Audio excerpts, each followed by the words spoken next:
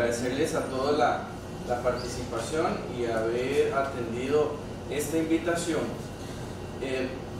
Quiero manifestarles mi complacencia por esta actividad por varias razones. La primera es que responde a la primera actividad que la red alumni de la Escuela de Administración Pública realiza. Este es un proyecto que ha liderado la profesora Adriana como uno de los, vamos a llamarlo así, compromisos de mejora de las carreras en relación con el proceso de acreditación, de estar muy cercano de los egresados y contarles a nuestros invitados que a través de las redes sociales hicimos una encuesta y este fue el tema que obtuvo más votos, ¿verdad? Así que bueno, por eso lo hemos organizado y estoy muy contento. Además, como egresado de esta escuela, pues me gusta ver que estamos generando actividades de temas tan importantes que no necesariamente son los más populares o los más sexys para los medios, pero que necesitamos tener un criterio formado. Y en la mañana estuve dictando la clase inaugural en el recinto de Golfito y les decía justamente eso a los muchachos: opinadores hay millones, en las redes sociales hay autoridades en todos los temas, pero nosotros como personas formadas y en formación de la Universidad de Costa Rica tenemos que tener un criterio basado en estudios, basados en datos, no simplemente decir lo que primero se me ocurre. De tal manera que eso es lo que busca esta actividad. Como director de la escuela, agradecerle a don Fernando, a don Edgar y a don Víctor que nos acompañen de su apretadísima agenda para estar aquí con nosotros. Estamos grabando esta actividad, la vamos a poner en común en las redes sociales y de comunicación que tiene la escuela para que llegue más allá de los que estamos aquí presentes. No voy a hablar todo el protocolo. Los tres son economistas, los tres son formados a nivel de posgrado en economía y son profesores universitarios los tres, de tal manera que esperamos una conversación muy interesante, muy abierta, y agradecerle a don Fernando como viceministro que esté aquí con nosotros, a don Edgar, que fue ministro de Hacienda y que ha trabajado muchísimo el tema fiscal, y don Víctor, nuestro coordinador académico de la licenciatura en Administración Pública, que le va a corresponder ponerle el picantito para iniciar la actividad y que sea bien sugerente, ¿verdad? Y podamos, les hemos pues establecido un tiempo a cada uno de ellos porque nos interesa muchísimo el intercambio que podamos tener ustedes como estudiantes egresados de la carrera, para que realmente nos quede claro a nosotros como ciudadanos y ciudadanas, pero además para poder nosotros replicar y explicar y educar en un tema tan importante como este. En la mañana yo les decía a los estudiantes del recinto de Golfito, dicen: vean muchachos, este país está casi dedicando el 8% del Producto Interno Bruto de educación y estamos recogiendo el 13%. Es decir, que entran 13 y 8 va a educación, y eso está muy bien, pero todavía falta cómo financiamos el resto. Entonces, la importancia de un tema como el que tenemos que hoy no es solamente de los economistas y sus modelos y tal, es que nos toca la vida profesional y personal de cada uno de nosotros, y todavía no lo hemos logrado llegar al final, ¿no? De tal manera que hasta ahí, de parte mía, reiterar nuevamente el agradecimiento que nos acompañen en esta actividad, y pues entonces le voy a pedir a don Víctor que inicie. Muchas gracias. Bien, buenas tardes. Básicamente lo que yo voy a hacer es presentar algunos elementos desde la perspectiva de nosotros los administradores públicos, y aquí pues también uno comparte la cuestión de la economía, y los dos colegas que van a hablar también han tenido la experiencia de ser administrador público. Y la pregunta que nos hacemos es si se requiere o no una reforma fiscal en Costa Rica, y desde ese punto de vista hay que recordar que ese es un tema vital para cualquier administrador público. ¿Por qué? Porque nosotros contribuimos a la gestión de lo público para contribuir a lograr el artículo 50, porque tratar de cumplir lo que dice el artículo 50 de la Constitución, de forma tal que se organice la producción para lograr pues, las mejores condiciones de vida de nuestro pueblo. Sin embargo, para poder hacer eso, nosotros tenemos necesariamente que ejecutar programas y proyectos que tienen una fuente de financiamiento. Uno no puede hacer chocolate si no hay cacao y si no hay leche. Y para adquirir esos insumos ocupamos recursos. Para poder implementar los programas de movilidad social, de mayor inclusión social, de generar mayores oportunidades de una administración basada en las personas, dado el mandato legal que se tiene, el mandato constitucional que regula el accionario público, pues es necesario que tengamos recursos. Y esos recursos básicamente provienen de impuestos, o deberían provenir de impuestos. Y entre los aspectos que tenemos que considerar es que mayor desarrollo social implica mayor cantidad de recursos. Mayor cantidad de recursos implica una tasa impositiva, es decir, cuál es el volumen de impuestos que nosotros tenemos en términos del valor de la producción interna bruta de nuestro país. Entonces ahí hay un reto que me parece que es importante que se considere. Y lo otro es que la capacidad de dar los bienes y servicios que se requieren en las diferentes administraciones públicas va a depender de la disponibilidad presupuestaria. Y es que precisamente, entonces, ahora que estábamos antes de empezar acá, comentábamos algunas cosas antes de empezar la charla, y es que precisamente en la medida en que nuestra sociedad va reconociendo mayor cantidad de derechos, esos derechos implican mayor demanda de recursos. En la Costa Rica que nos ha precedido en los años, antes de los años 50, era una Costa Rica que estaba basada básicamente en desarrollo agrícola, con una población económicamente activa concentrada en el sector agrícola, con bajos niveles de renta, que posteriormente, a raíz de los hechos que se dan en el año 48 y las reformas sociales que se dan en la década de los 60, de los 40, pero también con el desarrollo que se vino impulsando, pues logramos tener una serie de avances sociales y una serie de mejoras en las condiciones de vida que todavía hoy nos dan ciertas características como una nación, pero eso requiere recursos. Y entonces nos planteamos la necesidad de financiar esos programas. Cuando los recursos naturales que debe tener la administración pública, que son los impuestos, no alcanzan, pues hay que recurrir a la deuda. ¿Y cuál es el problema de recurrir a la deuda? Y entonces vean que de pronto los diferentes gobiernos, desde la época de don Gabriel Pacheco, han venido planteando una serie de iniciativas para incrementar los ingresos del Estado. Hay una crítica que siempre hacen los empresarios. Bueno, vamos a pagar más impuestos, pero ¿cuál ha sido la mejora en la gestión de los recursos? Y ese es un reto que nosotros como administradores públicos tenemos que asumir. El tema de la eficacia y el tema de la eficiencia del gasto público. El tema de la pertinencia. Y entonces, acá se nos plantea un problema interesante. ¿Qué pasa si sigue incrementándose la deuda?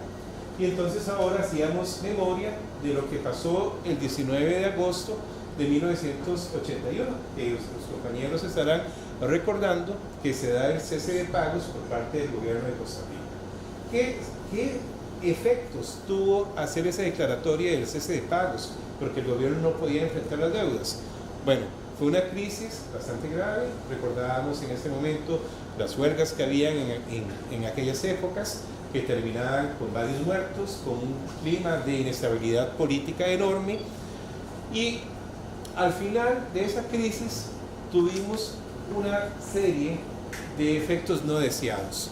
Un primer efecto no deseado fue que la población costarricense en un 53% se hallaba en condiciones de pobreza, producto de la pérdida de empleos, producto de la salida de inversión que se genera a raíz de la crisis fiscal, más otra serie de factores que sucedían en el entorno económico de costarricense.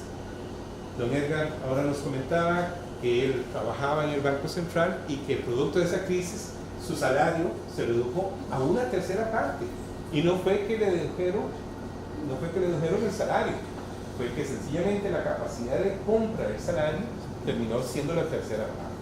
¿Por qué? Porque tuvimos una devaluación de más del 400% y una inflación de más del 80%. ¿Qué representa eso en la vida de las personas? Eso es lo que representa y lo que representó, porque fue algo que muchos de nosotros vivimos a través de nuestros compañeros, fue que las personas tuvieran que dejar el colegio o que tuvieran que dejar la universidad. Personas que nunca lograron terminar sus estudios y que fueron condenados a vivir una vida con salarios inferiores a los que potencialmente les hubieran alcanzado. En términos muy prácticos, mucha de esta gente tuvo que casarse y quedarse a vivir con los suegros, con las implicaciones que eso pueda tener, para que podamos entender un poco la problemática. Pero también hay que recordar, el Estado, al fin y al cabo, cuando sale a pedir recursos, pide prestado con una característica. El Estado se puede endeudar en colones y puede pagar en colones, puede emitir, pero yo, pequeño empresario, no puedo hacer eso. Si yo llego y tomo prestado, tengo que pagar. Y sencillamente, si no pago, pues me ejecutan las garantías.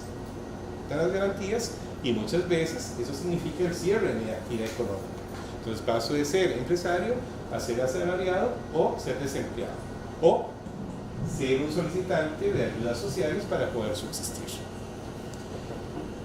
Cuando el Estado llega siendo el mayor agente económico y participa en los mercados de dinero, pues tiene una ventaja.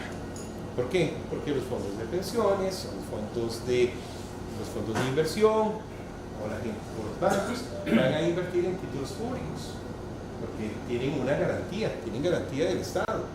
Si se paga, pues se emite. Pero ¿qué ocurre?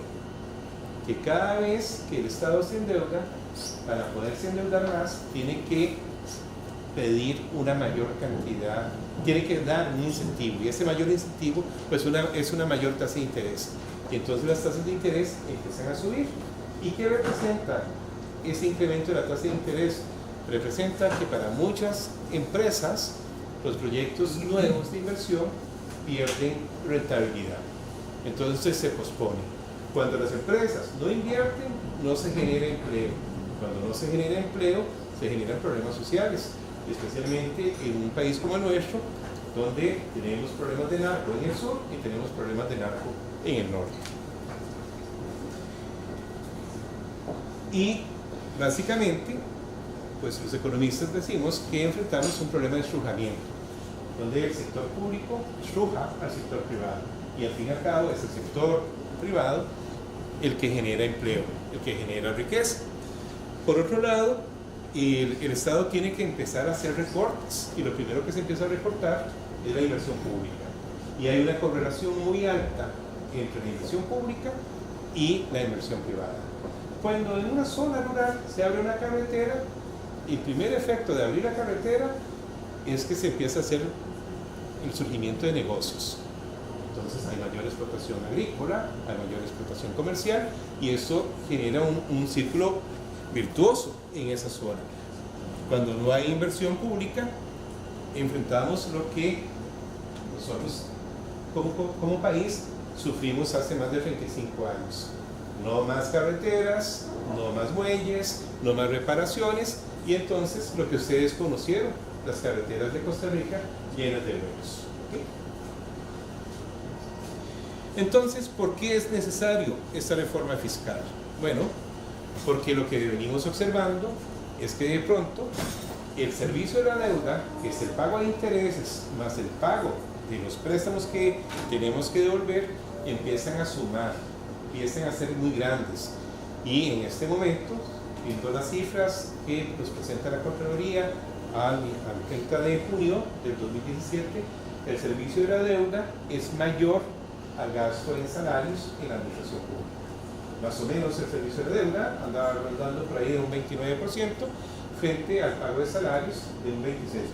Entonces eso nos da idea de cuál es la magnitud de una deuda que empieza a ser creciente y que va a tener efectos no deseados. Entonces, ocupamos más ingresos, pero ¿qué está pasando del lado del gasto? ¿Qué pasa del lado del gasto?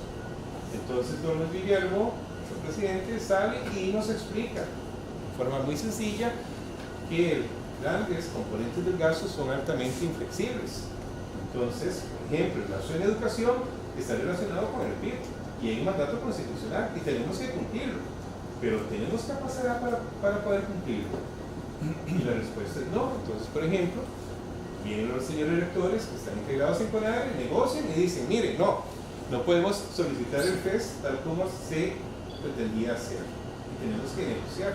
¿Y cuál es la actitud de muchas autoridades universitarias y de muchos de nuestros estudiantes? Bueno, un rechazo, pero ¿podemos atender eso? Entonces, ahí surge la necesidad de plantearse nuevas fuentes de ingreso.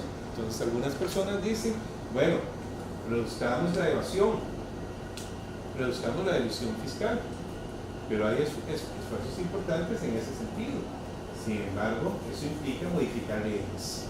Y los señores que están ahí en la asamblea estarán dispuestos a modificar esas leyes.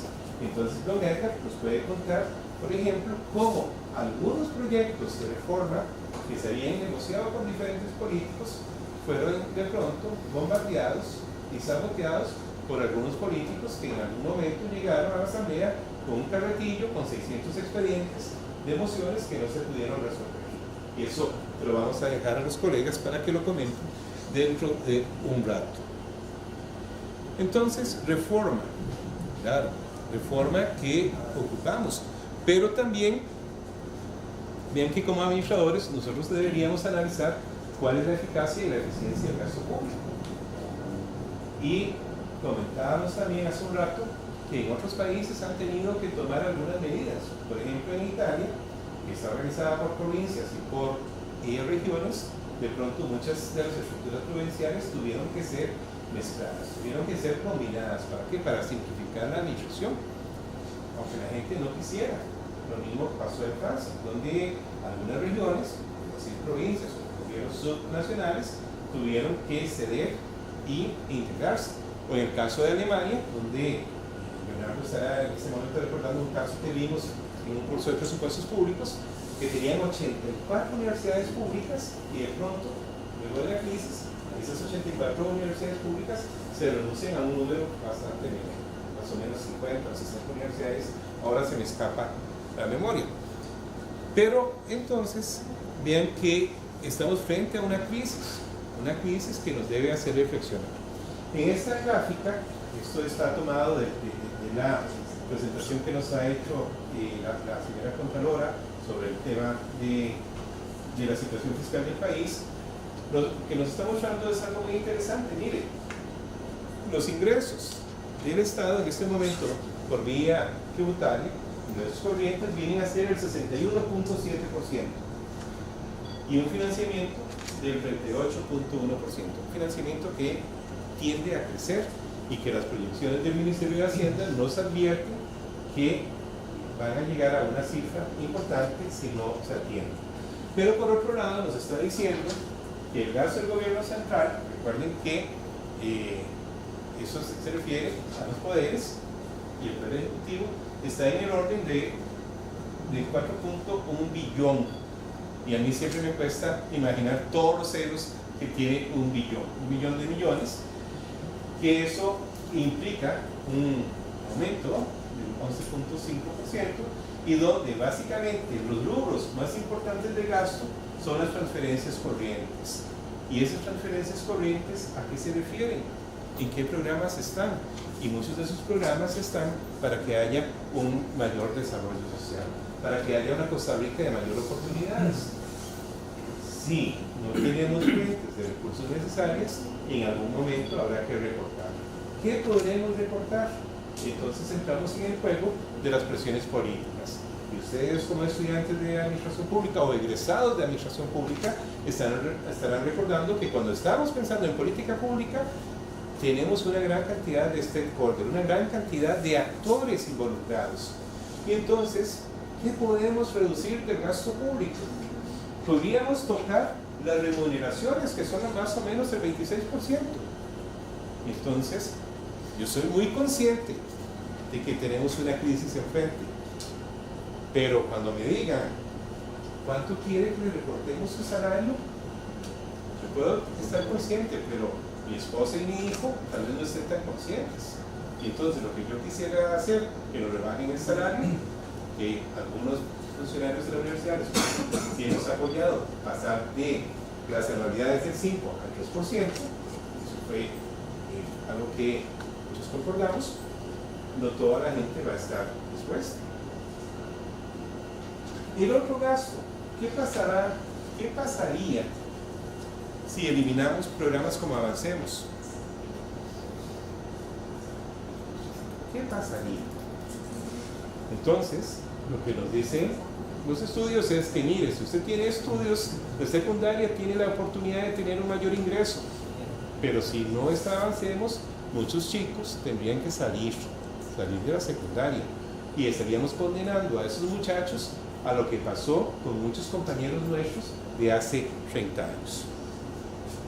Entonces, para terminar, nada más esa pequeña reflexión, para luego pasar a los charlistas, nada más si imagináramos un pastel para ver cómo se distribuye el gasto público, en este momento, al 30 de junio, tendríamos que los salarios, que mucha gente habla de que hay salarios exorbitantes y que hay cosas que ajustar en materia de empleo público, suman 26,9%.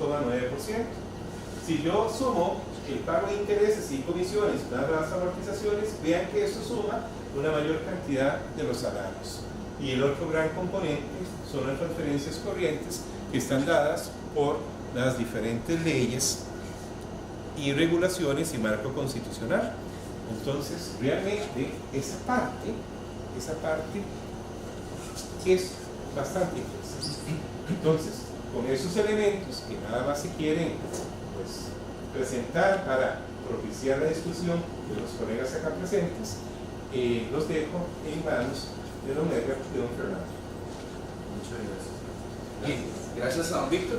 Le vamos a pedir a don Fernando, viceministro de Ingresos, que por favor nos haga su exposición en el tiempo que habíamos conversado para que escuchemos de la autoridad política en este momento, ¿verdad?, en ejercicio, en relación de cuál es la visión y por qué la importancia y la necesidad y los alcances de la reforma que deberíamos tener.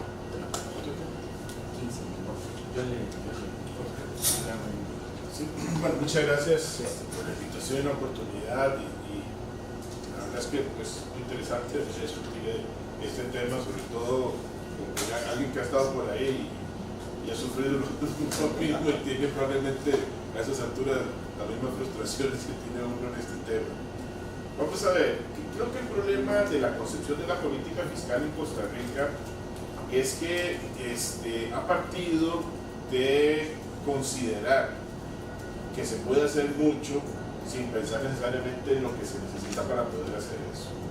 Y ese es un punto fundamental de quiebre en este tema, porque a lo largo de, no sé, 3 décadas, vamos a hablar de más tiempo, Costa Rica ha venido empujando, metiéndole al Estado una serie de funciones, de obligaciones,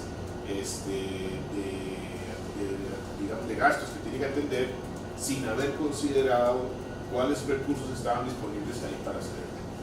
Es un fenómeno histórico. Yo creo que en ese sentido se ha traído, digamos, el concepto del estado de bienestar que hubo después de la revolución del 48 y se ha conceptualizado como algo en lo que el Estado debía meterse en términos de gasto y hacer y hacer y hacer sin que nadie haya dicho, bueno, mira, aparte de esto habrá que poner y hacer estos recursos para poder hacerlo. Entonces Costa Rica es un país que tiene un gasto muy similar a los de sus países pares en términos de desarrollo humano, alto, pero con unos ingresos que andan muy por debajo de eso. Y evidentemente eso genera en términos estructurales una enorme tensión en el manejo de las finanzas públicas que se expande y se contrae a lo largo del tiempo según vaya haciendo las condiciones. En los 90, por ejemplo, esas contradicciones se atendieron a través de reformas parciales y temporales. Entonces, por ejemplo, llega Rafael Ángel Calderón al poder y decide que la situación que tiene frente a la necesidad de un déficit importante, la necesidad de atenderlo, lo va a resolver con una reforma temporal del impuesto de ventas. Entonces lo van a subir a un 13%, o deciden en ese momento subir un 13% y bajarlo un punto gradualmente cada año hasta que en el 94 llega al 10% más. Una lástima, porque si se hubiera quedado en 13 de manera definitiva, probablemente no hubiera obligado a la siguiente administración a hacer lo que hizo, ¿verdad? Que a raíz de la situación que se dio, el cierre del Banco Anglo, el costo que se generó eso a la sociedad, el incremento importante en el gasto, pues a la administración Figueres no le queda otra que enviar un proyecto a la Asamblea para subir el impuesto de ventas de un 10 a un 15%, sostenerlo ahí durante 18 meses y dejarlo finalmente en un 13%. Que ahí, lástima, porque no se quedó en un 15 de una vez, pues para poder resolver este problema. Bueno, y llega después la administración de Miguel Ángel Rodríguez, donde ya no se hace un ajuste en ese sentido, sino que lo que se hace es una transformación, una manera un poquito más ordenada de ciertos impuestos pequeños, se crea el impuesto único a los combustibles y bueno, se movilizan ciertas cargas, pero lo que hacen también es una reforma parcial. Terminando la administración Rodríguez, aparece el tema de, bueno, ¿cómo hacemos? Tenemos la tensión, ahí está latente, o sea, no hemos resuelto el problema, lo que hemos venido es literalmente arreglándolo en el momento, o sea, nos encontramos la gotera y pusimos el tarro abajo que sostuviera la gotita de agua, no nos subimos a arreglar el problema. El expresidente Rodríguez reúne a finales del 2001 a una serie de personas que habían ocupado el Ministerio de Hacienda y les pide que elaboren un informe, una propuesta para poder atender este tema. Sale el informe de los exministros en abril, hacen una serie de recomendaciones, no todas se acogieron, algunas muy interesantes, como por ejemplo en materia de gobernanza fiscal, cuestiones que uno desearía tener ahora. Que recuerde, por ejemplo, ellos proponían que en materia de política fiscal solo el Poder Ejecutivo tuviera iniciativa de ley. Es un tema muy poderoso, que hay que llevarlo a la Constitución. Imagínense decirle a un diputado, ¿usted me va a traer un proyecto para crear gasto? No, tiene que ir a reunirlo a través del Poder Ejecutivo con el refrendo del Ministerio de Hacienda. ¿Usted va a meter un proyecto para reducir un impuesto y crear nacionalización? No, usted no tiene esa capacidad para hacerlo. Muy interesante, en Colombia hace poco aprobaron una reforma constitucional que garantiza como un derecho social la sostenibilidad fiscal y bueno, obliga a que toda la política se direccione bajo ese principio. Pero bueno, esto no se metió en la Asamblea, lo que sí se propuso fue una reforma para pagar el impuesto al valor agregado en el 2002, una reforma sustancial del impuesto sobre la renta y alguna serie de otras cositas de las cuales esas sí lograron pasar finalmente en diferentes instancias, pero bueno, no se concretó la reforma. En la administración Arias, las circunstancias económicas que se dieron en ese momento permitieron que la situación se aflojara un poco, inclusive un superávit. Se viene la crisis, todo se ha vuelto otra vez y volvemos a la misma tendencia histórica en la que habíamos estado. Pero entonces tenemos mucho tiempo arrastrando el mismo problema, 15 años hablando de una solución definitiva, pero si trazamos la historia, vamos más allá, más atrás en la historia, en realidad ya estamos por cumplir 3 décadas de estar hablando de un tema fiscal sin una solución estructural. Entonces, ¿de dónde parte el problema y por qué tenemos que seguir hablando de esto? Porque nosotros no hemos pensado en qué Estado queremos. Ustedes como futuros profesionales en administración pública, imagínense cuál debería ser el orden de la política pública y qué capacidad tiene el Estado para poder hacerla, y sentarse a la par y decir, bueno, ¿cuánto me cuesta eso y de dónde voy a sacar esa plata? Y empezar a hacer política tributaria de verdad. ¿Qué impuestos? ¿A quién se los cobro? ¿De qué manera lo hago? ¿Sobre quién va a descansar finalmente la carga? Porque aunque los empresarios se quejen, muchos de ellos trasladan esas cargas tributarias a sus consumidores, los consumidores de los productos que se producen o venden. Bueno, ¿quiénes son estos? Los que finalmente van a pagar esa carga. Ese ejercicio nosotros no lo hemos hecho. Como país no nos hemos sentado a verlo, porque bueno, lo que hemos hecho es atender necesidades en momentos muy específicos, en momentos de urgencia para poder resolver el problema.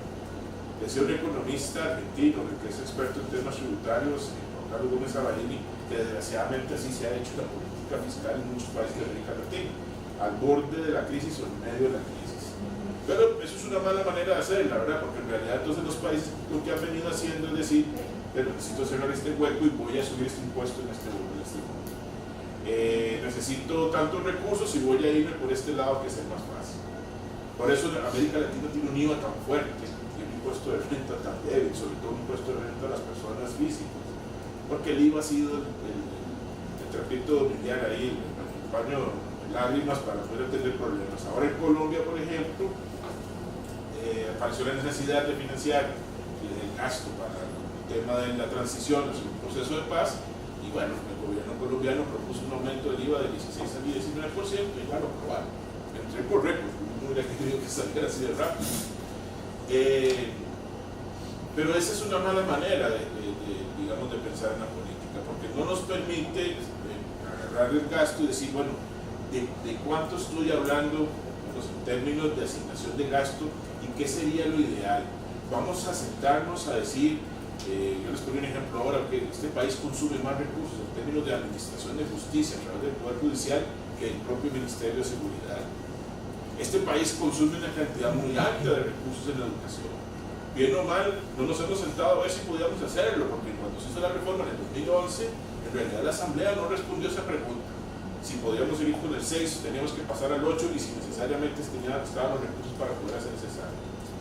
Hay una serie de agrupaciones sociales que esta semana en América Latina están lanzando el reto a los países, de la región de llegar al 6%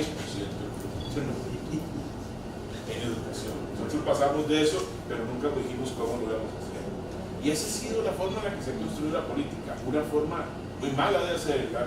Hemos incorporado además en este momento funciones al erario público de subsidiar sectores en momentos donde los recursos no estaban necesariamente sobrando.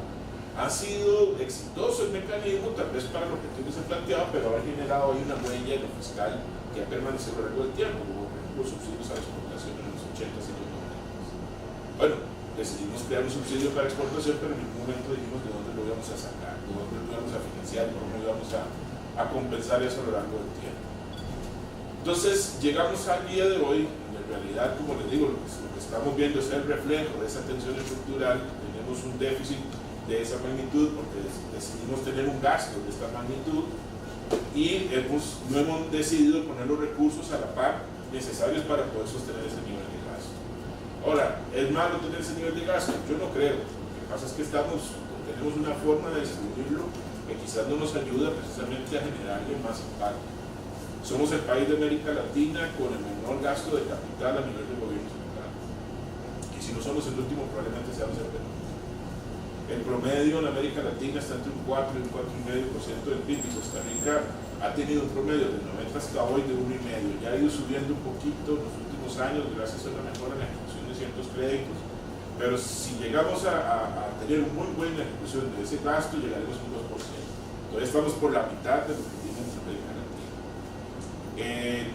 Como hablaban ahora, del 13% y del 3 y pico por ciento que recibimos en ingresos tributarios, destinamos casi un 8% a la educación.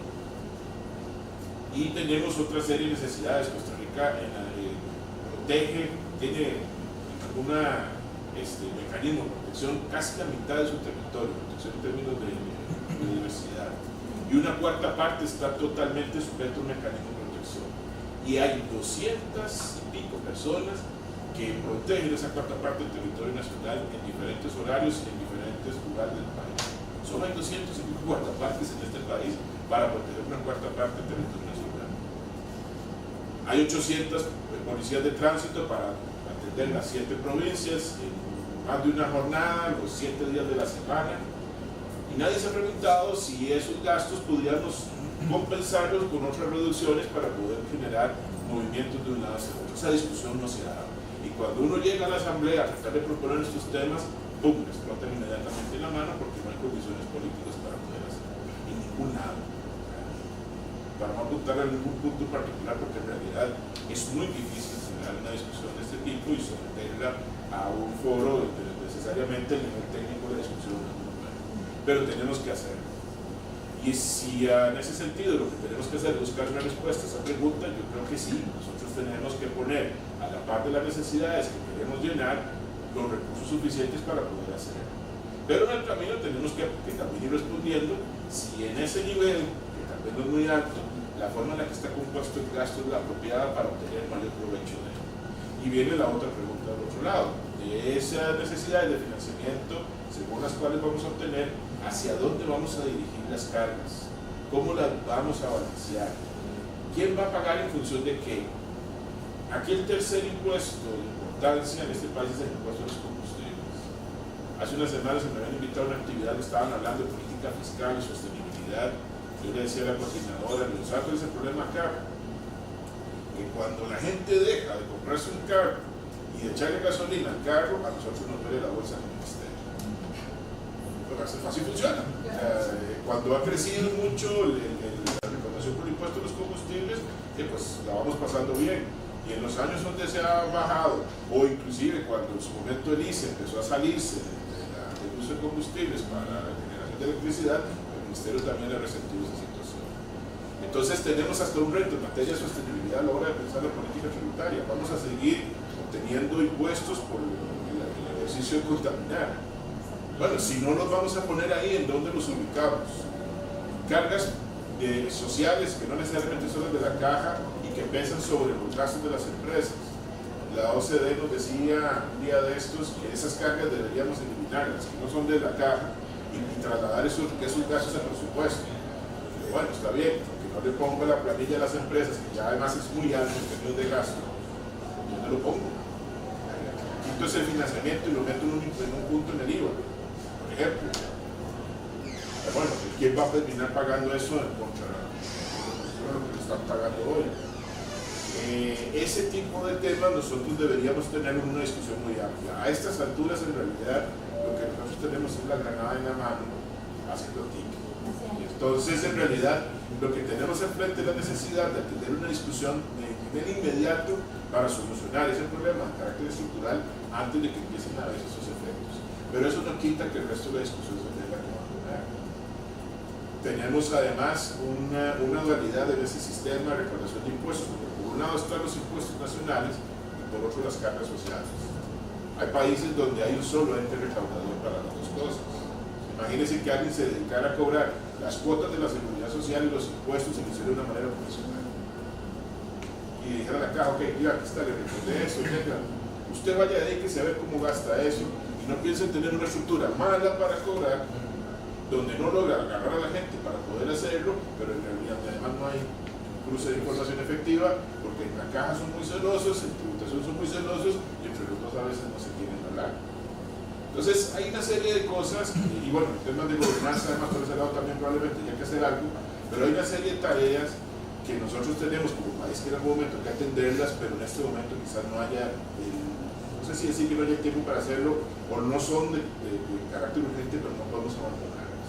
Este tema de cruzar la fiscalidad con la sostenibilidad, de mejorar la ejecución del gasto, de buscar cómo reducir algunos gastos para poder incrementar otros, de mejorar la ejecución de recursos en infraestructura pública, de tratar de incrementar el gasto por esa vía, son fundamentales si este país quiere obtener mejor provecho en la política fiscal y con eso impulsar un nivel de gasto más alto.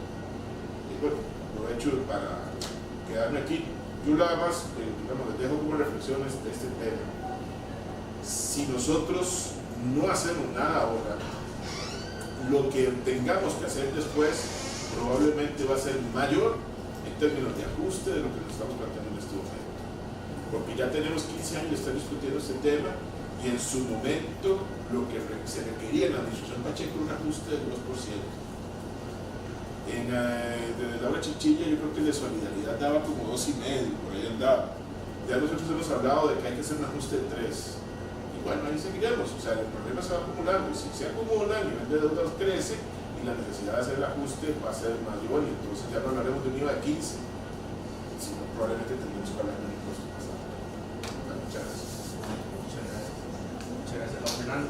Le vamos a dar entonces el espacio ahora a don Edgar como exministro de Hacienda para que nos aporte en función de su experiencia, de su visión y hacia dónde deberíamos ir y los pasos que debemos dar para que efectivamente la reforma se dé.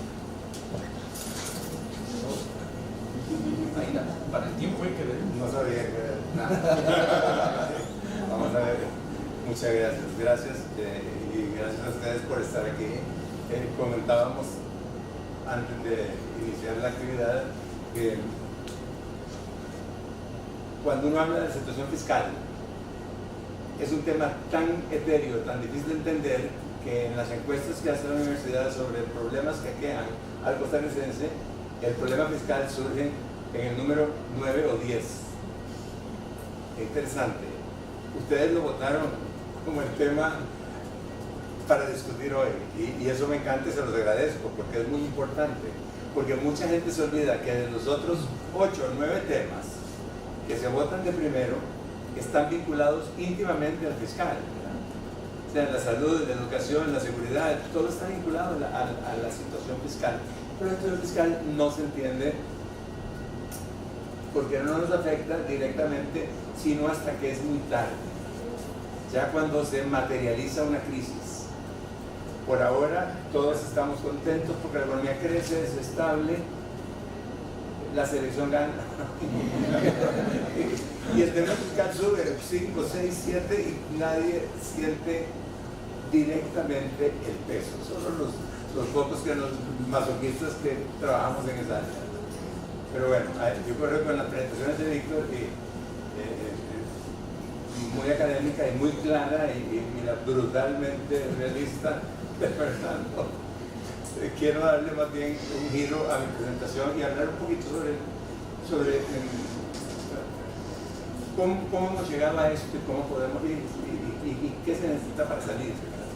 Porque yo tuve una experiencia un poco diferente a la de muchos funcionarios que han estado en el Ministerio de Hacienda, y es que yo estuve 15 años en el Banco Central, pero luego estuve 30 años fuera del país trabajando en los organismos internacionales, y volví hace 5 años para sacarme la lotería de asumir el Ministerio de Hacienda sin imaginarme de todo lo que era eso, ¿no? Pero en este esfuerzo la presidenta sencilla me pidió que ayudara en el proceso de acercamiento a la OCDE, y eso me requirió estudiar qué había pasado en Costa Rica en estos 2 años que yo no estuve. Yo venía a pasear, no venía a estudiar la economía de Costa Rica. Pero cuando uno trabaja en el Fondo Monetario, el Banco Mundial, el BID, puede trabajar con cualquier país menos con el suyo propio. Entonces, yo tenía que contar la historia de este país, que muy particularmente, muy curiosamente, hay una percepción relativamente negativa interna por parte de la gente y es extraordinariamente positiva en el exterior. Y no, eso es muy peculiar, ¿no? Eso ya lo he vivido en Washington. En Washington y en los organismos internacionales en Europa, todo el mundo adora a Costa Rica. Creen que es una maravilla. Y yo llegué a Costa Rica y el sentimiento es, la gente se queja de todo. Pero bueno, quería entender mejor esas razones para poder explicar por qué Costa Rica podía pertenecer a ese grupo de países que representan las mejores prácticas internacionales en 20 o 30 años, ¿no?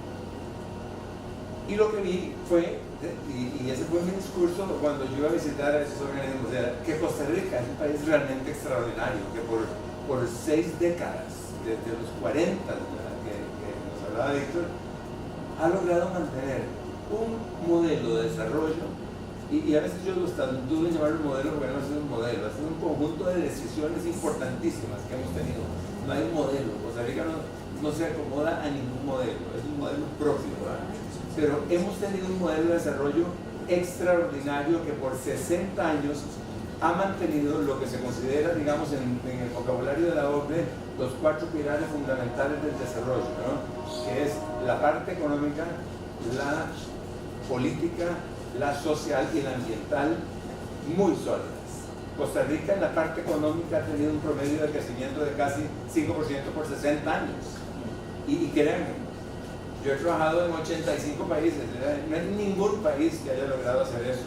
Es muy difícil crecer entre un 4 y 5% por 60 años.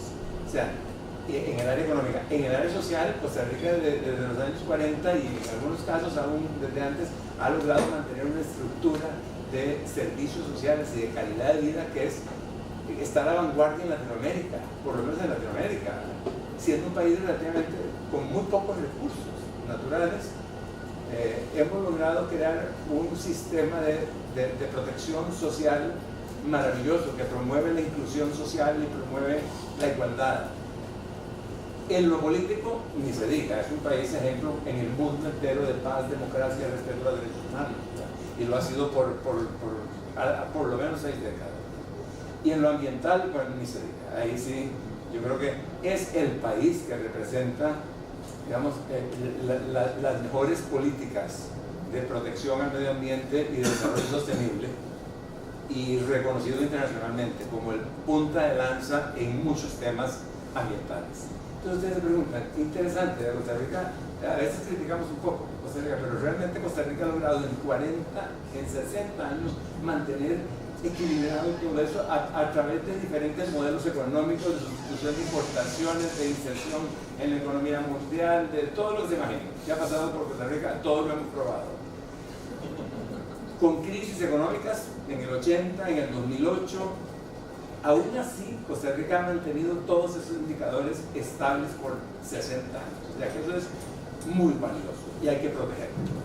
Y yo creo que el secreto de eso ha sido un pacto social que el pueblo estableció con los gobiernos, que debe entenderse claramente y al cual Fernando hizo referencia. Ese pacto social está comenzando a mostrar fisuras importantes, muy serias, especialmente en lo que se refiere a la provisión de servicios y el mantenimiento de la infraestructura.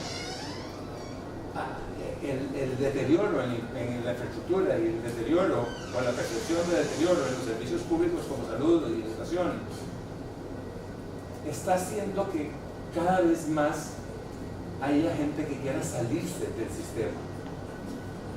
¿Y cómo se sale uno del sistema?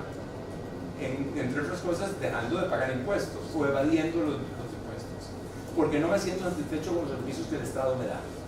Entonces, si yo, y ya no es clase económicamente alta, clase media, dice, comienzan a buscar opciones a la educación privada porque la educación pública ya no me gusta. Comienzo a buscar opciones en salud privada porque la salud pública no me gusta y no me gustan las filas. Y comienzo hasta a buscar seguridad privada porque la seguridad pública no confío en ella. Entonces decía, bueno, alguien que empieza a mandar a sus hijos a la escuela privada y a ir a un médico privado y a tener un guarda privado, bueno, alguna razón tendrá esa persona de sentirse excluido del sistema. Y eso en muchos países no es único en nosotros, ¿verdad? Eso ha promovido la exclusión del sistema económico, y eso ha influido en mucho en que haya una resistencia muy grande a el ajuste en las cargas tributarias, a pesar de que hemos logrado mantener las aspiraciones. Yo creo que los gobiernos han hecho esfuerzos enormes para mantener las aspiraciones de los costarricenses a través de estos 60 años. Si ustedes se ponen a pensar en las aspiraciones que tenían los costarricenses hace 60 años en educación, era aprender a leer y escribir. Hoy en día la gente quiere maestrías, doctorados, computadoras, quieren de todo, ¿no? Y en salud era matar los bichos, seguro, hace 60 años. Hoy en día quieren trasplantes de órganos, quieren...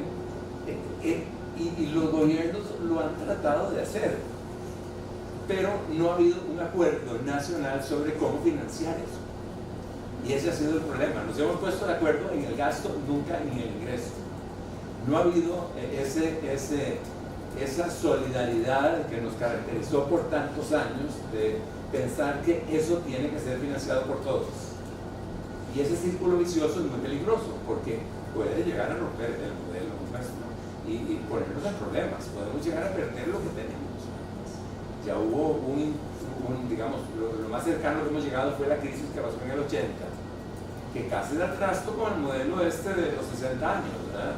Cuando la pobreza se incrementó de un 20 a un 50%, los salarios reales cayeron en un 70%, fue realmente caótico. Y ha tomado 30 años recuperarse de eso. Si ustedes vean los indicadores de salud y de educación y de pobreza, nos ha tomado 30 años recuperarnos de eso. Entonces sería tristísimo que dejáramos que esto ocurriera de nuevo. Y aunque no nos afecte nada todavía porque la CELEC, la inflación está baja y el tipo de cambio está estable, existen ya varios elementos que nos llevan a concluir que vamos hacia allá. Vamos hacia allá. Cuando un déficit se acerca al 6% y la deuda es un 50% del Producto Interno Bruto, y el gobierno tiene que comenzar a subir las tasas de interés porque tiene que financiar todo el déficit fiscal por recursos del ahorro nacional interno, bueno, las tasas de interés van a empezar a subir y las tasas de interés va a implicar luego que las tasas de inflación se ajusten y perdamos credibilidad internacionalmente, y ahí se desata todo este círculo vicioso, horrible, que puede generar una crisis más seria, ¿verdad? Porque no es que el déficit fiscal, o sea, las crisis surgen no porque el déficit fiscal llega a 6.7 o a 7.3, eso no es el punto. El punto es una crisis como en el 80, se desató porque se declaró a Costa Rica un país no confiable, al cual no se le puede prestar. Que lo dijiste vos, Víctor, Costa Rica dejó de pagar, el sistema financiero internacional dijo es un paria, ese país. Y se vino la crisis horrible porque no es que ya no entra capital, no, es que la plata que está en Costa Rica sale toda. El que tiene plata aquí, ustedes que creen que la van a mantener, no, empieza a salir el capital, y eso es el temor más grande. Entonces no es que hay que esperar que el déficit llegue a un 7 para actuar, no, el temor es que no va a venir por ahí. La crisis va a venir cuando las agencias calificadoras de crédito, que es el rol que jugaba el Fondo Monetario hace 30 años, más o menos, que es la Policía Financiera Internacional, hoy en día son las agencias calificadoras de crédito, que son instrumentos de los inversionistas, los que compran nuestros bonos, los que invierten en los bonos soberanos. Cuando ellos le digan a la economía internacional que Costa Rica ya no es confiable, y esa gente se deshaga de los títulos de Costa Rica, se nos puede venir una crisis horrible encima, asociada con una salida masiva de capital, aumento de tasas de interés, bueno, todo lo que vimos en el 80. Y ya lo han empezado a anunciar un poco, ¿no? Nos han hecho 2 o 3 rebajas en las calificaciones.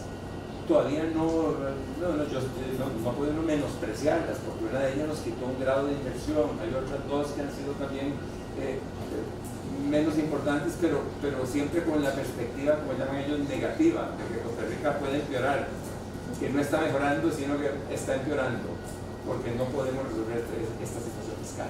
Entonces, qué importante es que se entienda esto, ¿eh? Hay que proteger un modelo de desarrollo que nos ha servido por 60 años, ¿verdad? Y podemos dar el traste con todo este esfuerzo que se ha hecho por tantos años por no tener cuidado en estos elementos, ¿verdad? Yo tenía planeado comenzar a hablar del tema más bien cuáles son los factores que nos han llevado a esto, pero Fernando los cubrió muy bien y Víctor teóricamente también los describió. O sea, el más importante de todos ha sido el irrespeto al mandato constitucional de no crear gastos e ingresos para que lo respalden. Hay 2 artículos en la Constitución que los dicen claramente, pero nos los hemos saltado por 30 años y se crean gastos constantemente sin ingresos que los respalden. Y la ley de administración financiera de la República también lo tiene. O sea, hay legislación, pero ni los gobiernos, ni las asambleas, ni los congresos, ni la Corte Constitucional le han dado debido respeto a esos segmentos de la Constitución y la ley. Ese ha sido un tema central, que ha desembocado en otro muy serio, que es que como todo está vinculado a leyes que crean gastos, el gasto se ha vuelto tan inflexible que la política fiscal perdió el presupuesto de la República como instrumento analítico. Es absolutamente inútil el presupuesto. A mí me da pena hablar con Fernando, pero yo pasé por lo mismo, pero irse a discutir cuando ustedes ven que el presupuesto de la República, si ustedes excluyen los mandatos constitucionales, las leyes específicas que asignan recursos, los salarios, las pensiones, las transferencias corrientes y el servicio de la deuda, les queda 4 pesos. Queda un 4% del presupuesto, un 4% del cual sale la mitad más o menos para inversión y el resto es agua, luz y teléfono. Es nada. Entonces, pretender que un ministerio y un ministro de Hacienda van a pasar 3 meses en el Congreso discutiendo ese 5% es ridículo, pero eso es lo que se hace, porque para cambiar lo otro no se puede hacer en el proceso presupuestario. Hay que cambiar las leyes. Todo está vinculado a leyes y ahí es donde hay gran resistencia a cambiar esas leyes. Entonces, estamos amarrados. Es una situación terrible en donde hay que pasar por ese proceso, ese protocolo extraño, desde el 1 de septiembre al 30 de noviembre, discutiendo, iba a decir una palabra que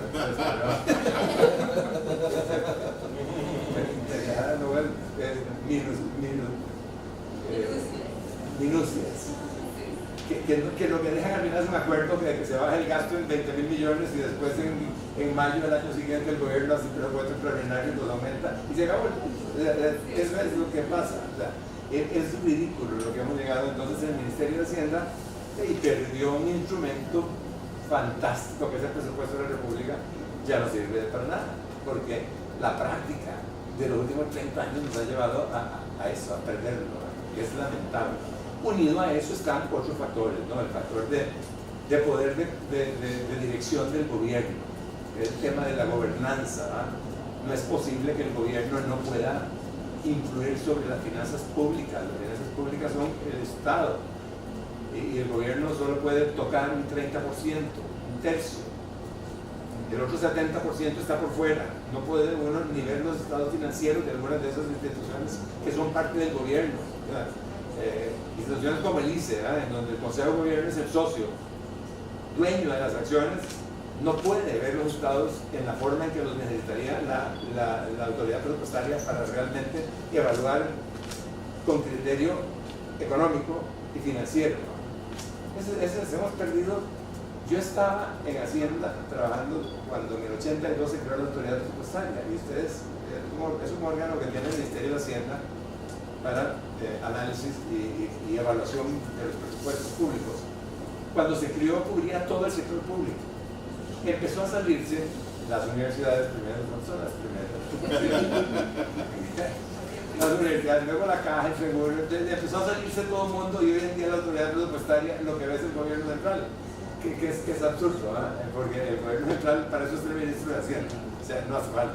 Entonces, el poder de dirección, el rendimiento de cuentas, la transparencia, hemos avanzado y se ha avanzado, en estos últimos años se ha avanzado en muchas áreas de política fiscal, pero lo que es el corazón de las finanzas públicas sí es esa discrepancia muy grande entre tratar de satisfacer las aspiraciones de todo el mundo todo el tiempo, pero no hablemos de cómo lo vamos a financiar. Eso tiene que cambiar.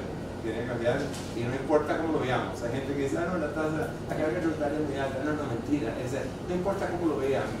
Si metemos gastos de salud, de seguridad social, cargas laborales, lo que sea, siempre Costa Rica va a quedar en comparación con países similares a nosotros muy por debajo. Muy por debajo.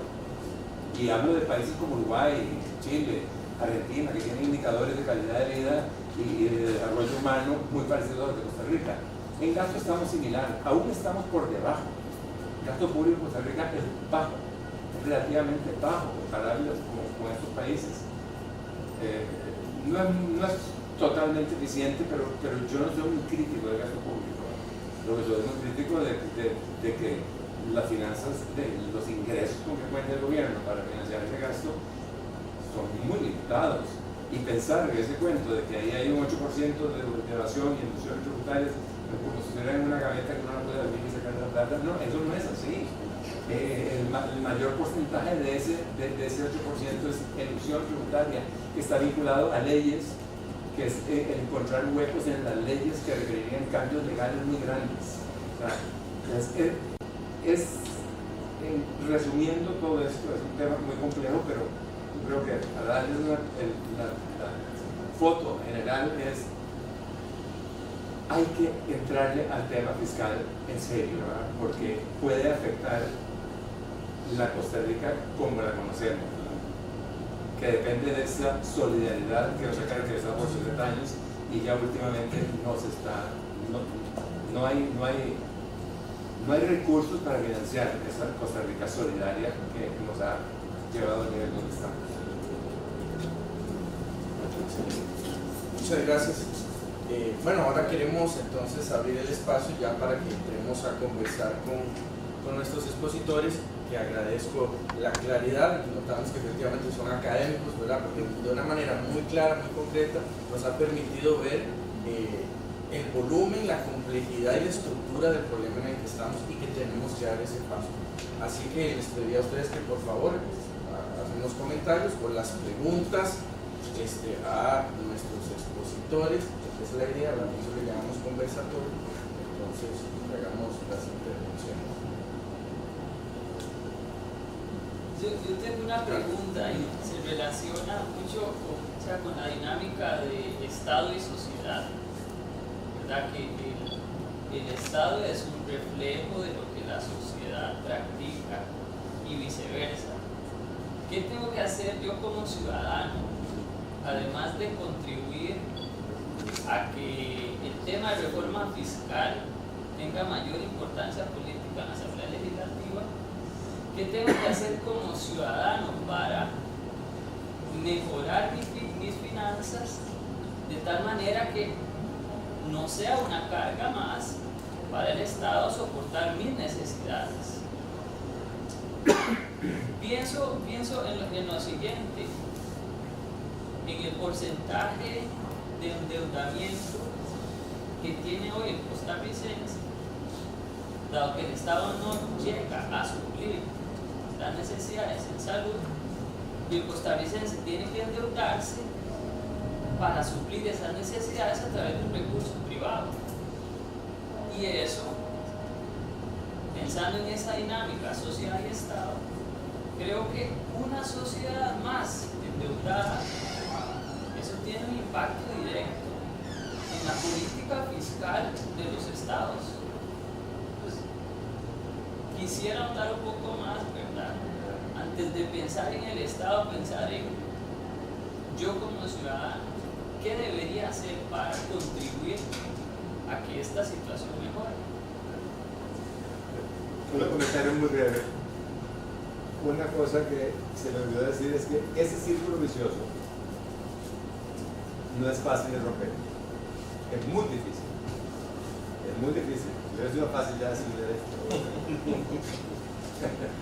Es muy difícil porque no puede romperse solo de un lado.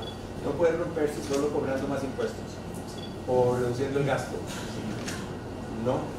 Tiene que ser un conjunto de medidas, ¿verdad? Un conjunto de medidas balanceadas de ingreso, gasto y fortalecimiento de la gobernanza o gobernabilidad fiscal, lo que pueda darle la confianza a la gente para darle el beneficio de la duda del Estado, de que no me sienta yo como ahora, en donde mucha gente dice, hasta que no se arregle la calle yo no pago impuestos. No, eso no es así. Los impuestos no son voluntarios, es una obligación, y la gente no lo entiende así. Ha cambiado un poquito en los últimos años, pero todavía hay muchos costarricenses que entienden el pago de impuestos o que consideran la evasión casi como un deporte, que hasta la rodean de evadir impuestos.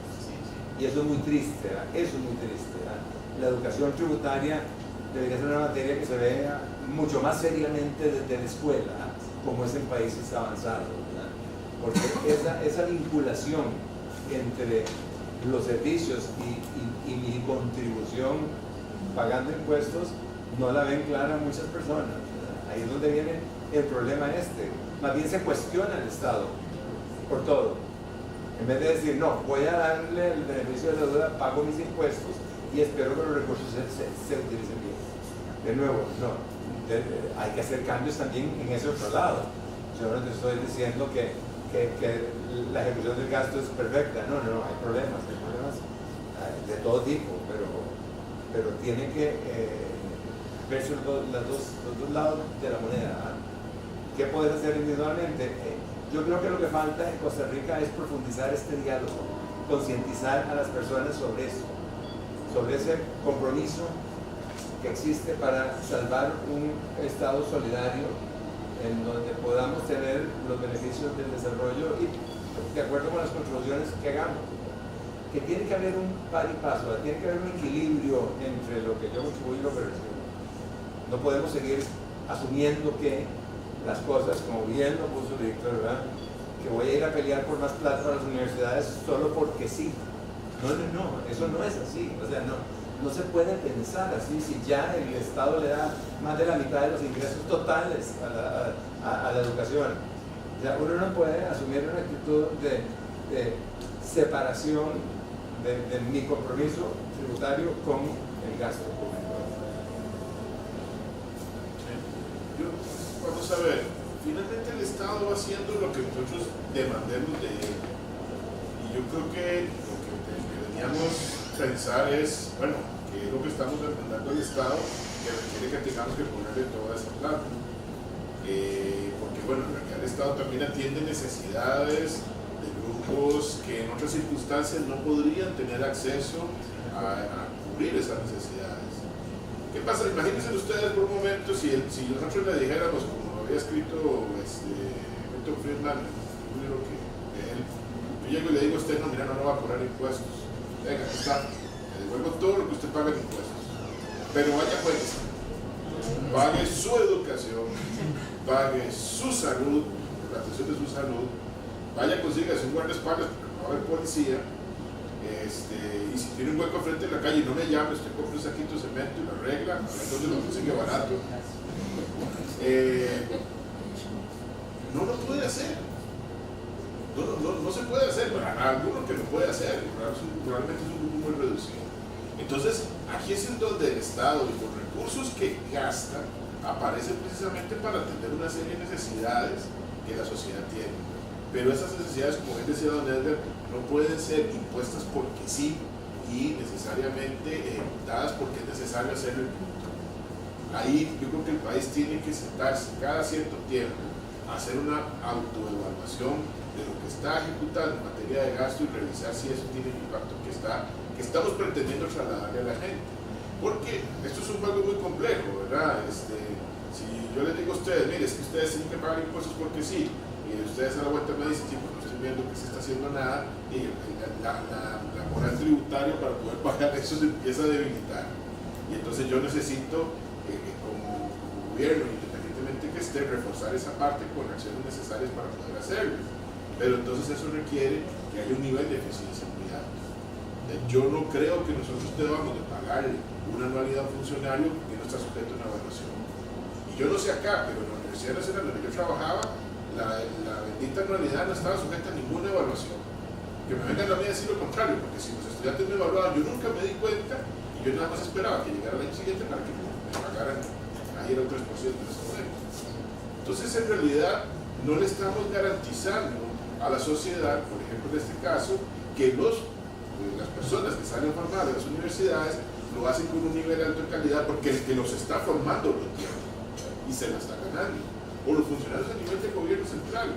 ¿Cómo es posible que las instituciones no cumplan sus objetivos a nivel general y los funcionarios reciban el pago de la anualidad? Y no es que esté en contra con el pago de anualidad, ni crea que se deban bajar salarios. Yo creo que en su momento, cuando los salarios se ajustaron, lo que hizo fue lograr justicia después de muchos años donde hubo una diferencia en estos salariales que con respecto a la inflación que se acumuló en el tiempo.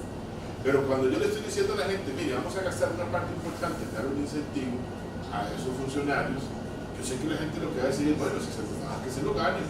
Y si yo voy a una oficina pública, que me resuelvan el problema. Y si yo voy a ir a mantener una necesidad, que me la resuelvan, de verdad. Ahora, tenemos que estar conscientes que hay que pagar para eso también. Como decía ayer un secretario ejecutivo del Centro Interamericano de Instituciones Tributarias, yo lo compartí un programa de una entrevista.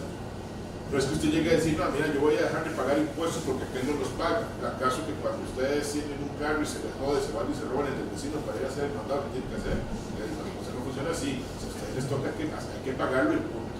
Ya después veremos qué sucedió con esa otra parte, pero tenemos que demandarle al Estado. Yo creo que una de las preocupaciones que tenemos con respecto al nivel de endeudamiento que estamos logrando es que nos hacen más vulnerables. Y eso es una preocupación que no podemos dejar de pasar por alto. Hoy tal vez en las noticias, por lo que sucedió ayer en México, se nos fue un poco del radar lo que pasó en Puerto Rico. Pero a Puerto Rico le pasó un huracán por encima hoy, literalmente. Un país altamente endeudado con una crisis que viene arrastrando desde hace un tiempo y con básicamente ningún grado de libertad para moverse para ningún lado. Más bien en este momento tiene una especie de comisión federal del gobierno de los Estados Unidos supervisando lo que está haciendo para salir de esa crisis. ¿Cómo un país en esa situación va a enfrentar el paso de 2 huracanes y el de hoy, que literalmente lo terminó de arrasar? Está en una situación de vulnerabilidad extrema. Y eso nosotros no podemos someternos. ¿Qué pasa si este año, porque el año no ha terminado y todavía se sigue fumando huracancitos, el Caribe nos vuelve a pegar un huracán? No tenemos la capacidad económica para poder enfrentar esa crisis y empezamos a perder la confianza de nuestros acreedores para poder acceder a recursos para poder financiar ese tipo de cosas. Entonces, ese es el llamado de atención que nosotros deberíamos hacer. Esos niveles de endeudamiento, ya salirnos un poco del técnico, nos hacen vulnerables. Si nos hacen vulnerables los altos endeudamientos a nivel personal, porque igual si nos pasa algo, se nos jode el carro, se enfermó alguien en la casa, se enfermó uno mismo, o pasó algún problema, le deja a uno poca posibilidad de actuar, a nivel nacional pasa lo mismo. Y eso es una cuestión que tenemos que evitar a toda costa. Sí, tal vez, perdón, yo quería referirme a lo que Carlos mencionaba. Y ahí creo que es importante que cada uno de nosotros como ciudadanos tengamos que tomar conciencia. Y los recursos son escasos y hay que administrarlos bien. Cuando yo era muy pequeño, mi padre decía, mira, tienes 25 centavos y tienes que ahorrar 10 centavos. Y era un principio de ahorro, pero también el principio de poder cumplir. Cuando uno examina, por ejemplo, lo que sucede en nuestro país, ve cómo los diferentes grupos de presión tratan de beneficiarse sin estar considerando qué es lo que le pasa al resto. Por ejemplo, tenemos una gran cantidad de entidades que tienen exoneraciones fiscales. Yo me pregunto, una empresa, cuando están haciendo, se puede requerir a la larga tener una exoneración fiscal. Pero ¿qué pasa cuando ya la empresa tiene 30 años y se ha consolidado y empieza a exportar? ¿Por qué siguen manteniendo la exoneración fiscal? Y un ejemplo típico son las cooperativas. En Alemania, las cooperativas pagan. En el País Vasco, las cooperativas pagan. Pero en Costa Rica no. Entonces la pregunta es, ¿debe mantenerse esa exoneración? Otro ejemplo, ahora tenemos una manifestación de estudiantes, una manifestación de estudiantes protestando por el FES.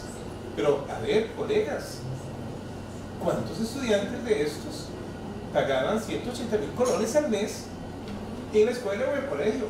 Y vienen a pagar 140.000 colones por semestre. Y son los que están reclamando el FES. Yo estoy de acuerdo con que las becas 5 se den a quien las necesita. Pero, como decía una estudiante de la carrera, bueno, que todos paguemos proporcionalmente. Entonces, pagar 140.000 colones por semestre en muchas carreras del ITCR, de la Universidad Nacional o de la UCR o la UNED, me parece que no es el principio de equidad que deberíamos estar pensando. Entonces, ese es un ejemplo. Pero así podemos ir viendo. Y lo otro, sí, hay que buscar sanear las finanzas públicas. Y ahí es donde el papel del administrador público es fundamental. Tenemos que procurar eficacia y eficiencia. Entonces, iniciativas como la que se presentó por parte del diputado Solís en términos de CERAF, es una iniciativa que deberíamos valorar. Políticamente no tiene viabilidad, posiblemente que sí, pero por ejemplo, tenemos 5 escuelas de administración de empresas o negocios en las 5 universidades públicas. Entonces la pregunta es, ¿realmente se meritan esas 5 escuelas? Y luego tenemos una serie de estructuras salariales que uno se pregunta, a ver, ¿a cuánta gente se le paga la dedicación? Y si no estuvieran trabajando en esa agencia pública, no tendrían salario, porque no tienen otra cosa de dedicarse. Entonces, ¿por qué le vas a pagar dedicación si realmente no la merita? Yo no es que esté en contra de que las personas nos podamos desarrollar, pero lo cierto del caso es que, por ejemplo, si usted es secretaria de actas, ¿por qué tiene que pagarle una maestría? Págale lo que realmente el puesto lo quiere. Entonces, hay una serie de elementos que tienen que ver con diferentes intereses, y esos intereses se vuelven mezquinos como por ejemplo cuando se saboteó la reforma fiscal que se pretendía cuando se presentaba aquel diputado con las 600 mociones. Sin embargo, la gente no se considera eso. Exoneraciones para los taxis, perfecto, pero ¿cuántos choferes realmente son el dueño del taxi? Entonces, hay una serie de elementos que me parece que deben ser analizados y tenemos que de alguna manera, por parte de la ciudadanía, tomar un papel beligerante, pero también asumir las responsabilidades. Y entonces los diferentes actores, por ejemplo, que están acá, que participan en partidos políticos, que participan en sindicatos, que participan en cooperativas, tienen que empezar a transformar el pensamiento que se tiene. No podemos estar pensando nada más en una exoneración. Y lo otro es que sí es necesario plantearnos algo que el Estado de la Nación ha venido diciendo desde hace 30 años. Desde hace 30 años el Estado de la Nación nos ha venido diciendo es necesario que Costa Rica defina cuál es la imagen de Estado que se quiere. Entonces, hemos alcanzado mucho. Ese bendito modelo, bueno, ha sido producto de buenas decisiones en algunos momentos, pero estamos en un impasse. Tenemos más de 20 años, 30 años que nos están diciendo, mire, es necesario que Costa Rica defina hacia dónde quiere ir. Y eso no lo hemos estado haciendo. Entonces, se necesita ciudadanos más conscientes que demanden a los políticos, que exijan a los políticos y que analicemos el verdadero papel de los grupos de presión, que muchas veces no los alcanzamos a ver. Entonces, Carlos, me parece que por ahí anda la solución. Bien, tenemos entonces ahí la última intervención. ¿Sí?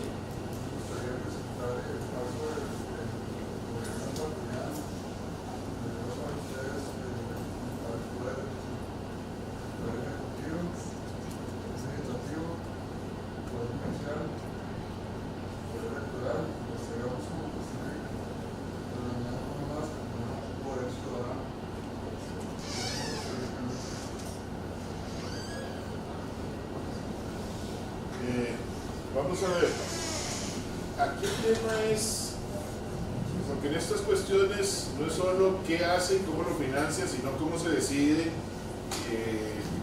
cómo se toman las decisiones para poder orientar las dos cosas.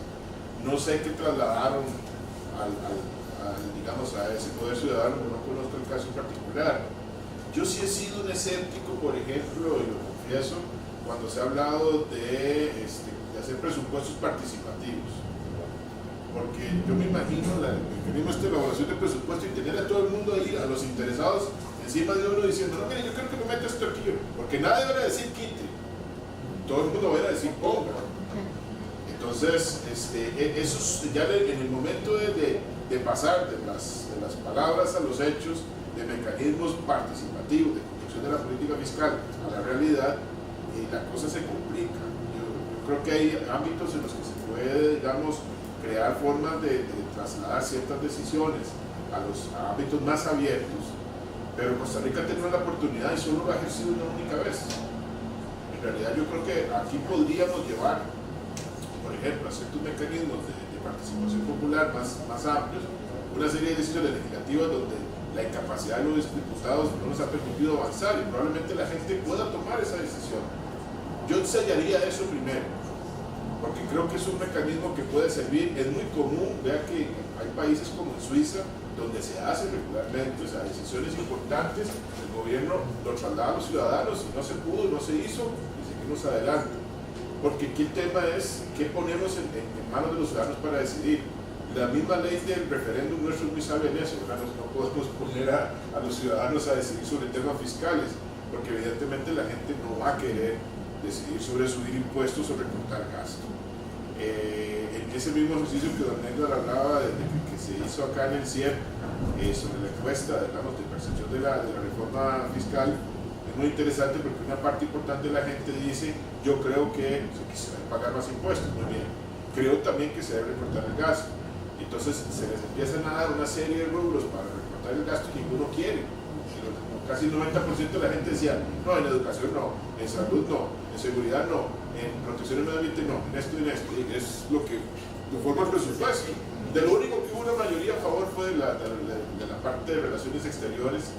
Y bueno, la gente tal vez cree que podemos resolverlo quitando embajadas, pero bueno, también eso tiene un papel en la política global actual. Pero creo que hay que ver qué decisiones se trasladan a qué ámbitos. Y hay que también hacer que los ámbitos funcionen. Nosotros deberíamos tener un poder legislativo que legisle en esta materia, deberíamos tener un poder judicial que sea la responsable de sus decisiones, porque de las 3 reformas que se han presentado en los últimos 15 años, 2 se llegaron a aprobar en el primer debate. y las 12 las trajo la sala cuarta abajo. A pesar de todos los obstáculos políticos que hubo en la asamblea, se lograron aprobar. Y la sala cuarta fue la que dijo finalmente, no, esto no va más.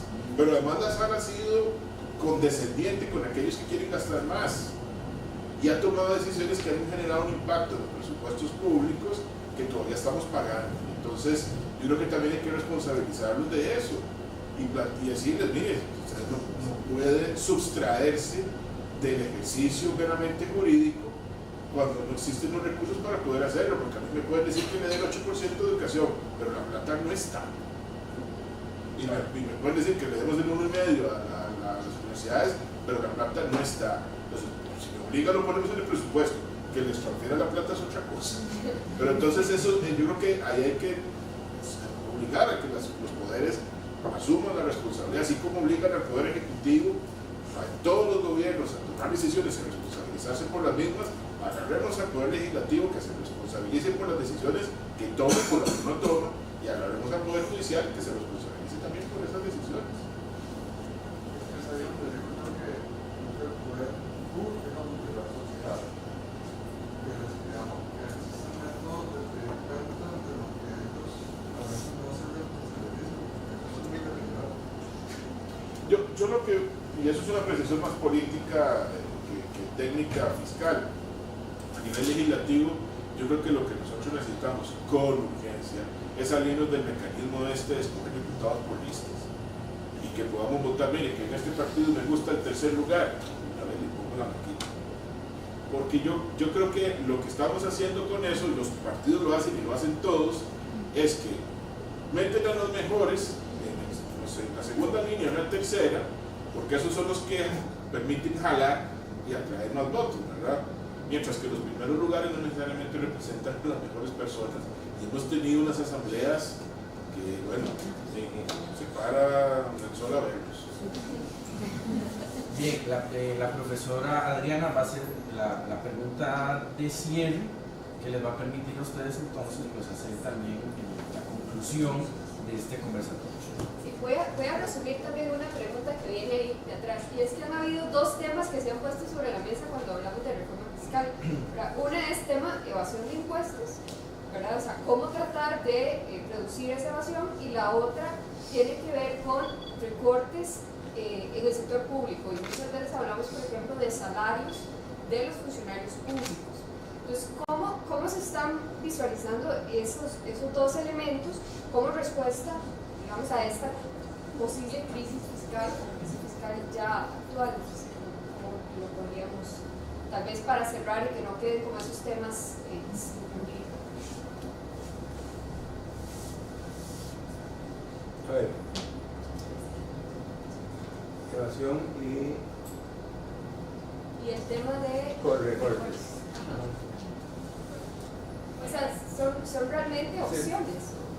Parte de lo que ustedes decían era que, bueno, que toda la crisis y demás se ha dado porque no se ha cumplido el mandato constitucional de que debe existir unos ingresos que recuerden que nos faltan. Correcto. Pero ¿qué parte, digamos, de esta problemática se ha dado también por la evasión fiscal?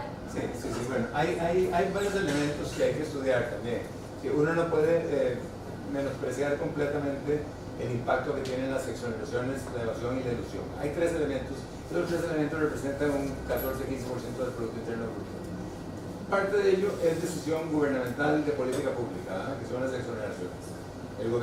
Los gobiernos han decidido exonerar la canasta básica, han decidido exonerar servicios, han decidido exonerar zonas francas, han decidido exonerar 150 programas del impuesto sobre la renta. Esas son decisiones políticas que sí, yo estoy de acuerdo, hay que revisarlas periódicamente. Eso no puede ser a perpetuidad. Y creo que se ha hecho un esfuerzo y se está haciendo un esfuerzo, y en la modificación del impuesto, el proyecto de ley de modificación del impuesto sobre la renta viene, y el de eventos también, modificaciones es el tema de exoneraciones, tema importante, que es como un 6-7% del Producto Interno. Cuando entramos al otro tema, es un tema muy complejo, ¿no? Pero hay estudios que indican, y eso yo lo creo, porque me metí a analizar muy cuidadosamente la metodología que se utiliza actualmente para estimar evasión, barra elusión. Y es y hay que tener mucho cuidado porque todas estas metodologías se basan en comparaciones de recaudación efectiva con respecto a un potencial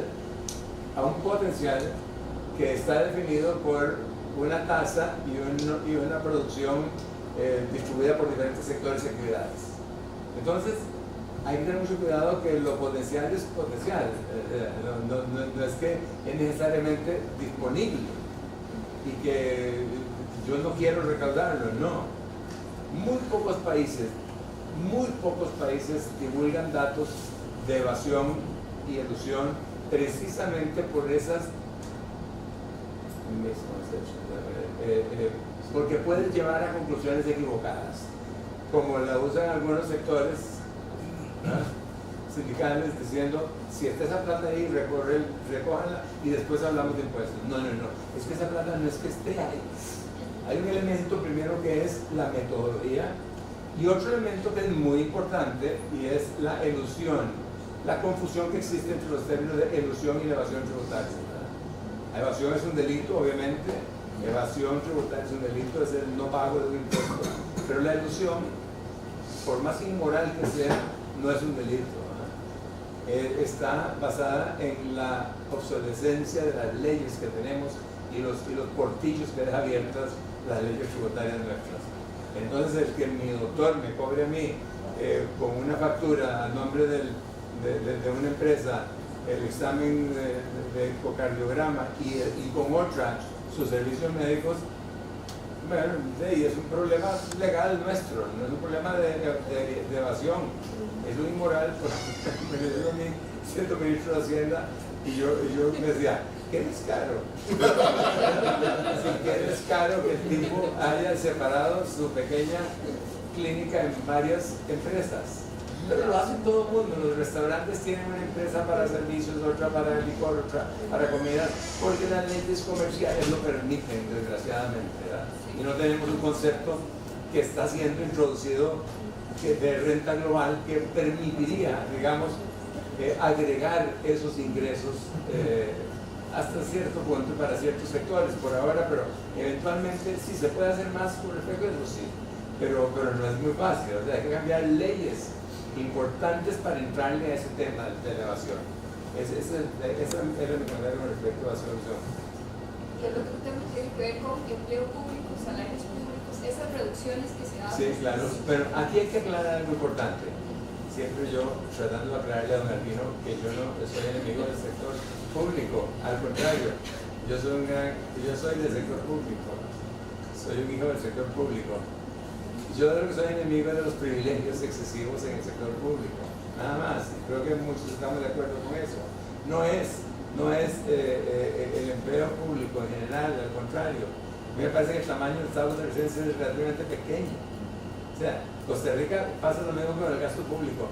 Costa Rica no tiene un Estado grandote, inflado, que sobre un montón de gente. No, tenemos problemas de varios tipos de eficiencia, de duplicaciones, y uno muy serio, que eso sí, tenemos un grupo de personas privilegiadas que ganan salarios y devengan pensiones muy por encima de lo que debería ser en un país como Costa Rica.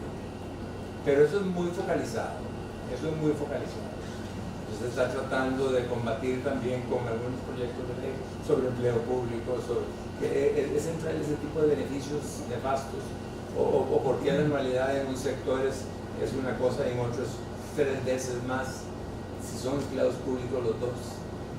Ese tipo de diferencias que van creando clases privilegiadas de empleados públicos no me gusta, y eso hay que eliminarlo.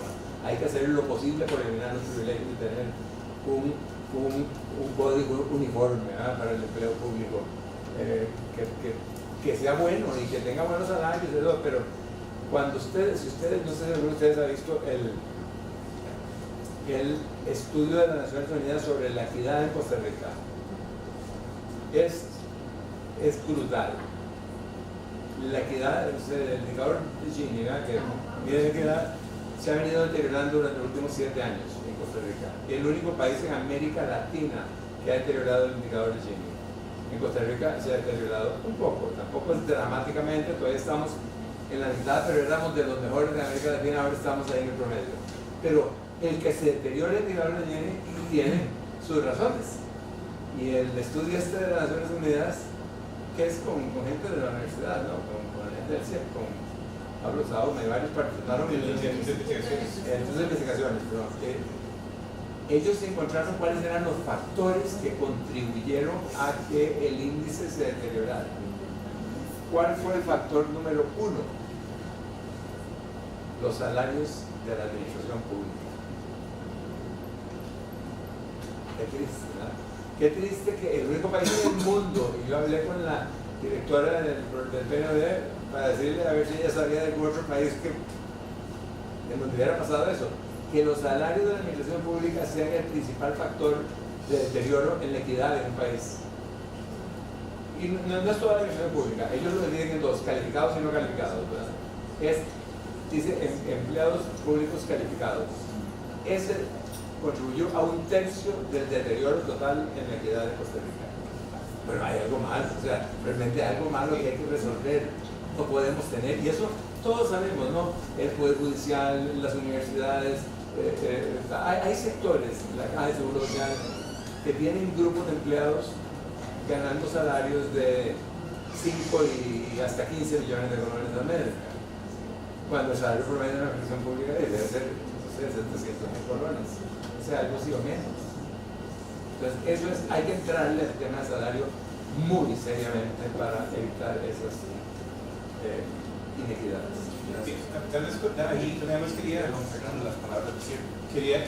lo siguiente: muchas veces se habla de que existe tal relación, existe tal ilusión, pero lo cierto del caso es que no es fácil pensar que porque podamos poner una ley vamos a recaudar.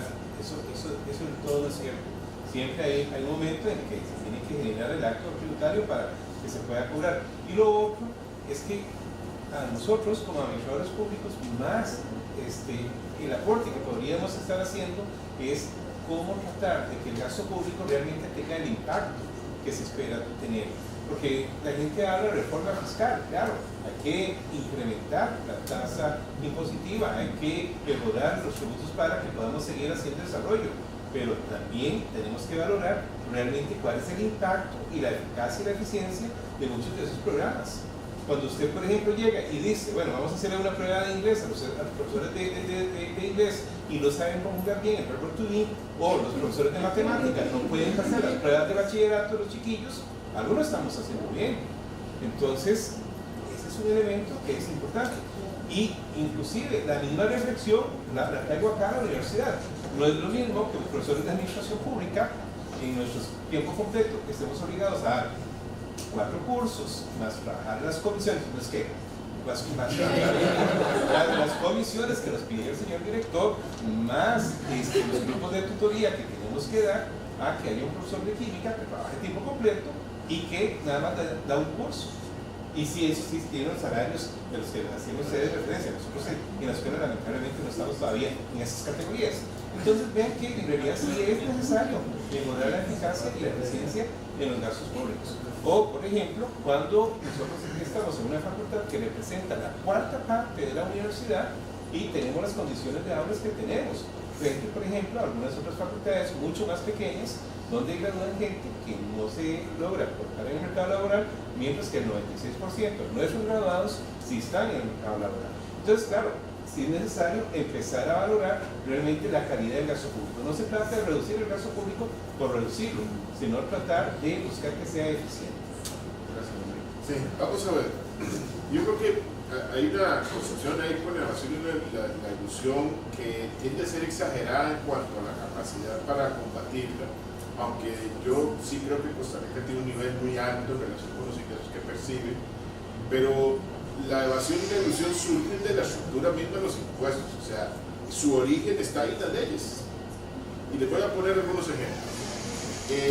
Hace 300 años los británicos han tratado de ser pioneros en cobrar un impuesto que sea proporcional al ingreso de las personas.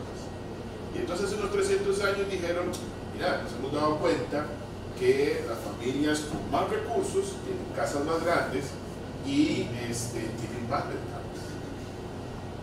a falta de tener mecanismos para medir los tamaños de la casa de manera eficiente, entonces contaban las ventanas y establecían un impuesto. ¿Qué fue lo que sucedió? Se empezaron a hacer casas sin ventanas. Entonces solo el cuarto principal tenía su ventana y en muy pocos lugares había lugares donde había una ventana.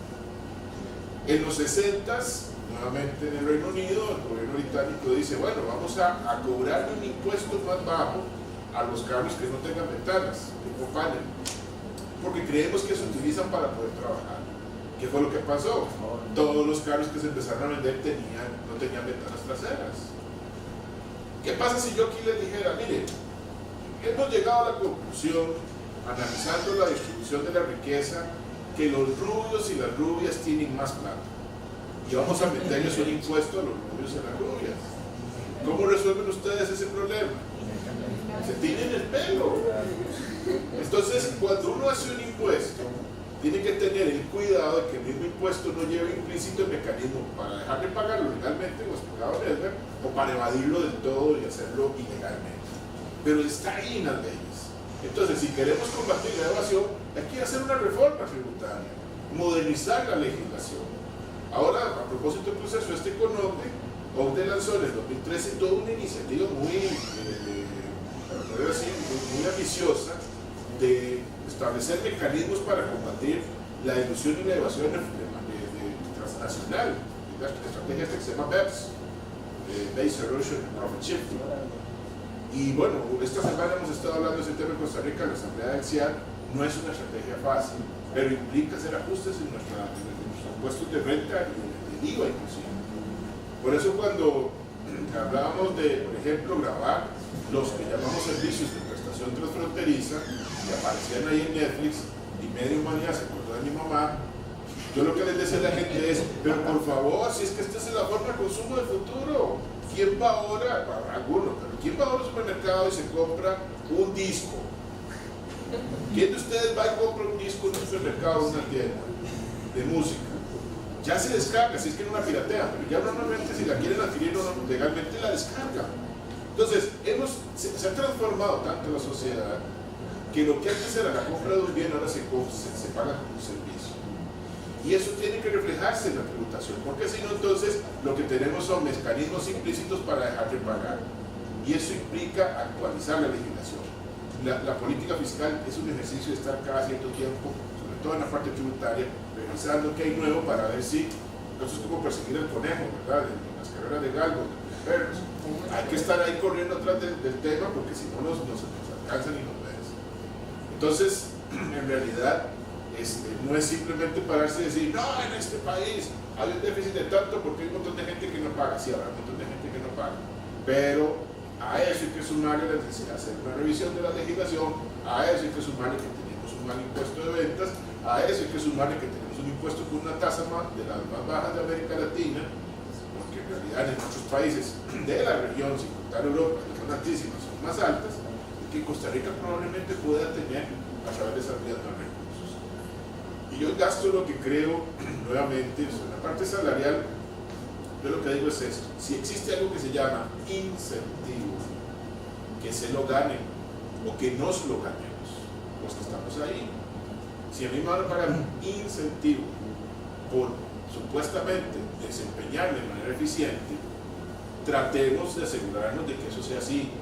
Yo supongo que a Aurelio le pasó. Yo tengo funcionarios que ojalá pudieran no tenerlos en el ministerio y que se autoevalúan y se ponen el 100% de la nota que les toca a ellos autoevaluarse. Entonces, cuando llega la evaluación de manos de uno, por más que uno jale la calificación para abajo, siempre se gana la anualidad.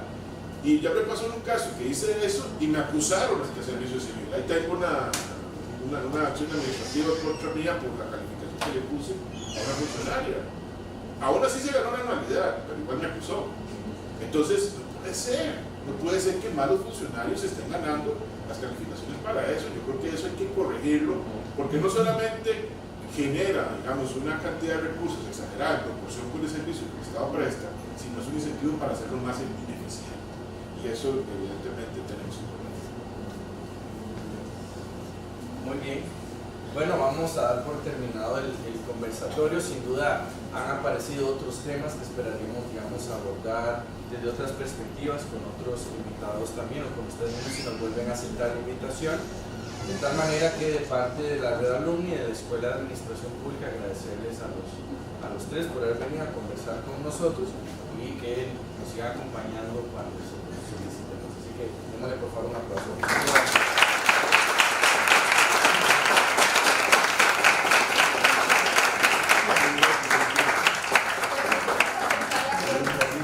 Prometemos aceptar los